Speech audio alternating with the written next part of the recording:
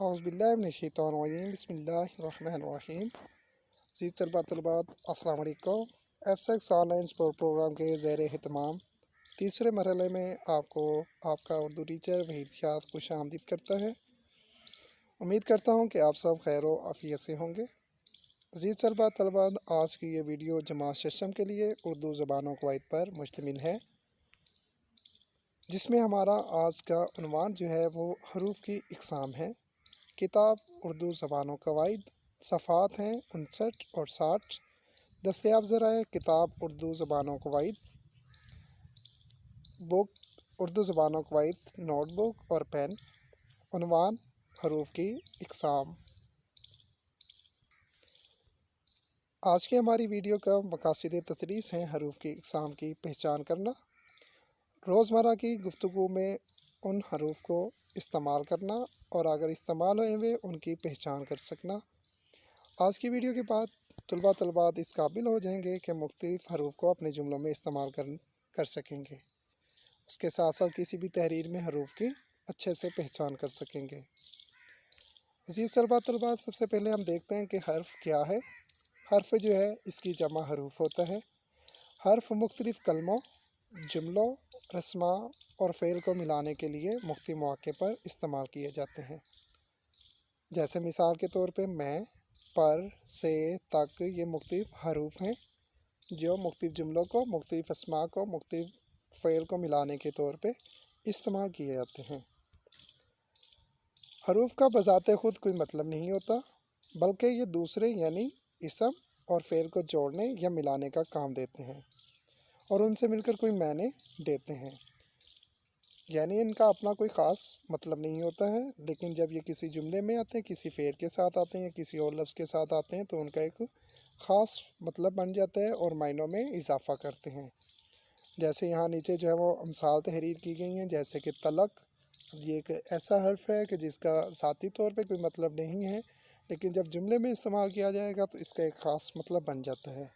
نیچے، اوپر، درمیان اور سا، ہو بہو جیسی یہ الفاظ ایسے ہیں کہ جن کا بذات خود کوئی مطلب نہیں ہے، لیکن جملوں میں اس کا ایک خاص مطلب بن جاتا ہے۔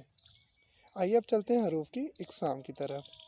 حروف کی بہت ساری اقسام ہیں، لیکن ہم یہاں پر چند اقسام کا ذکر کریں گے، جس میں حروف جار، حروف عطف، حروف اضافت اور حروف تشبیہ۔ ان کے علاوہ بھی بہت ساری اقسام جو کچھ آپ کلاس 5 میں پڑھ چکے ہوئے ہیں۔ کچھ چند اقسام ہم یہاں پر ذکر کریں جن کے بارے میں آپ کو بتایا گیا کہ حروف جار، حروف عطف، حروف اضافت، حروف تشبیہ۔ آئیے آپ کی اردو زبان و قواعد کے حساب سے اس کو دیکھتے ہیں، ان کو باری باری جاننے اور سمجھنے کی کوشش کرتے ہیں۔ ہاں جی، یہ آپ کی اردو زبان و قواعد کے کتاب کا صفحہ آپ دیکھ سکتے ہیں کہ سب سے پہلے ہمارے پاس ہے حروف جار۔ حروف جار جو ہے اس کو انگلش میں ہم کہتے ہیں کنجکشن، یعنی جو دو الفاظ کو یا دو حروف کو جوڑنے کے طور پہ استعمال کیا جاتا ہے، اس کو کنجکشن یا حروف جار کہتے ہیں۔ جیسے مثال کے طور پہ میں یہاں پہ جملہ لکھا ہے، میں نے صبح سے شام تک کام کیا۔ میں نے صبح سے شام تک کام کیا۔ اب اس میں سے اب تلاش کریے کہ کون سا حروف جار ہے اس میں، کہ میں نے صبح سے شام تک کام کیا۔ ٹھیک ہے، جو دو الفاظ کو یا دو افعال کو ملا رہے ہیں آپس میں۔ اب صبح سے شام تک، صبح سے شام تک، اب اس میں سے آپ کے پاس حروف جار بن گئے۔ ٹھیک ہے جی۔ ظفر کمرے میں تھا، ظفر کمرے میں تھا۔ اب کمرے میں تھا، ظفر اور کمرے ان دونوں کو آپس میں جوڑنے کے لیے میں کا استعمال کیا گیا، تو یہ حرف جار ہے۔ کتاب میز پر رکھ دو، کتاب میز پر رکھ دو، کتاب کہاں پہ رکھ دو؟ میز پر رکھ دو، تو پر جو ہے وہ اس میں حرف جار ہے۔ ایسے ہی باقی بھی مثالیں جو ہے وہ دی گئی ہیں۔ اس کے بعد اگلی اگزامپل ہمارے پاس اگلی قسم ہے حروف عطف۔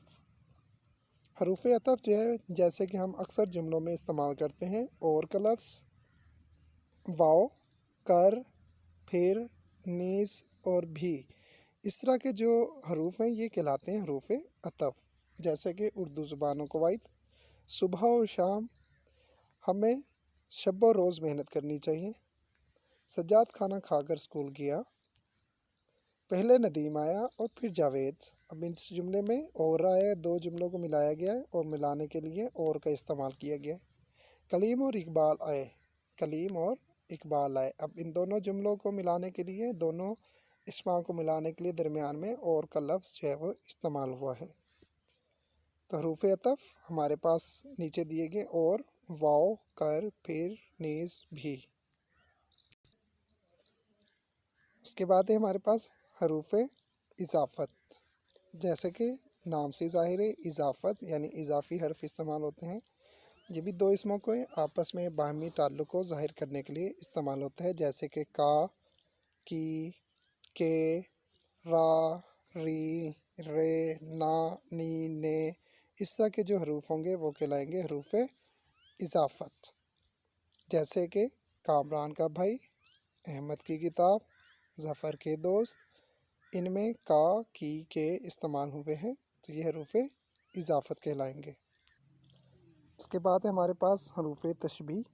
तशबीह का मतलब होता है कि वो हर्फ जो एक चीज़ को किसी दूसरी चीज़ जैसा ज़ाहिर करने में मायने दे, ऐसे हरूफ तशबीह कहलाते हैं। जैसे कि अक्सर हम जुमलों में कहते हैं, फूल सा चेहरा, हू बहू तस्वीर, उसकी शक्ल बाइना अपने भाई जैसी है, फूल सा चेहरा जर्द पड़ गया है, ये तो हू बहू वही तस्वीर है।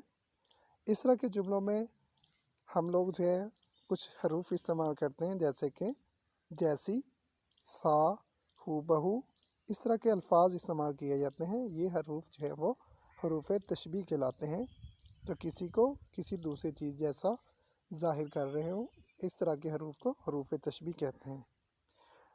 आइए अज़ीज़ तलबा तलबात, अब इन बातों को मद्देनज़र रखते हुए हम तहरीरी काम की तरफ बढ़ते हैं। सफ़ा नंबर 60 के ऊपर आपको हरूफ जार, हरूफ अतफ, हरूफ इजाफ़त, हरूफ तशबीह को इस्तेमाल करते हुए चार चार जुमले तहरीर करने हैं। ये जुमले आप पेंसिल से भी तहरीर कर सकते हैं और पेन से भी तहरीर कर सकते हैं। तो उम्मीद करता हूँ कि आपने हरूफ की इक़साम को बखूबी समझ लिया होगा, उसे नशीन कर लिया होगा। अपना बहुत ज़्यादा ख्याल रखिएगा। किसी किस्म के कोई सवालात या मज़ीद रहनुमाई के लिए हमारे व्हाट्सएप ग्रुप में मुतय्यन करदा औकात में हमसे रब्ता कर सकते हैं। अल्लाह हाफ़िज़।